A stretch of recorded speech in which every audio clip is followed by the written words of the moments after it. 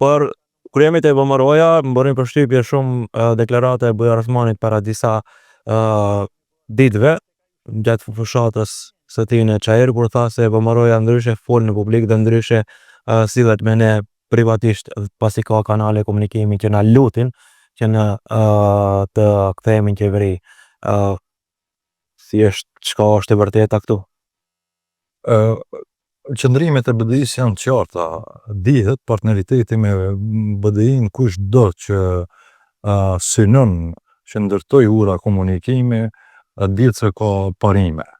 Por ne e panegociueshme është implementimi dhe realizimi i marrëveshjes së Ohrit dhe frymës marrëveshjes së Ohrit. Pastaj implementimi i marrëveshjes së Prespës, implementimi i marrëveshjes për shqetësim të mirë me Bullgarinë. Hapja, deblokimi rrugës europiane, pra ndryshimet kushtetuese, me patjetër.